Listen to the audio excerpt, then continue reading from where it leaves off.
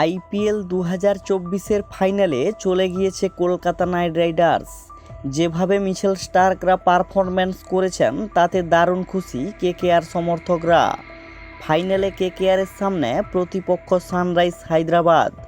যে দাপট গৌতম গম্ভীরের দল গোটা টুর্নামেন্ট জুড়ে দেখিয়েছে তাতে তারাই ফাইনালে হট ফেভারিট বলে মনে করছেন বিশেষজ্ঞরা।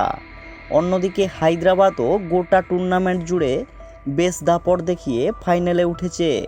এখন একটাই প্রশ্ন, 2024-এর আইপিএল চ্যাম্পিয়ন কি কলকাতা হতে চলেছে? চ্যাম্পিয়ন হওয়ার ব্যাপারে কি ভবিষ্যৎবাণী করলেন গৌতম গম্ভীর? বিষয়টি জানতে পুরো ভিডিওটি দেখতে থাকুন। বন্ধুরা, চ্যানেলটিতে নতুন হলে সাবস্ক্রাইব করে নিন।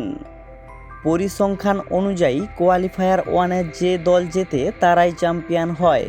2018 সাল থেকে এই ট্রেন্ড দেখা গিয়েছে। সেই বছর মহেন্দ্র সিং ধোনির চেন্নাই কোয়ালিফায়ার ওয়ানে হারিয়ে দিয়েছিল হায়দ্রাবাদকে। চেন্নাই সেবার আইপিএল ট্রফি ঘরে তুলেছিল। এরপর 2019 সালেও একই ঘটনা ঘটে।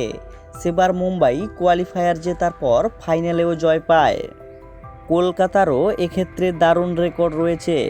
কোয়ালিফায়ার ওয়ান যতবার তারা জিতেছে ততবারই তারা ট্রফি ঘরে তুলেছে। 2012 সালে দিল্লিকে হারিয়ে ফাইনালে উঠে ট্রফি জেতে। তার ঠিক 2 বছর পর গৌতম গম্ভীরের নেতৃত্বে পাঞ্জাবকে হারিয়ে ফাইনালে উঠে ফের ট্রফি জেতে কলকাতা। এবার তো মেন্টর পদে বসেই প্রথম থেকেই কেকেআরকে চ্যাম্পিয়ন করার সংকল্প নিয়েছেন। ঠিক সেই মতোই কলকাতা এবার ফাইনালে।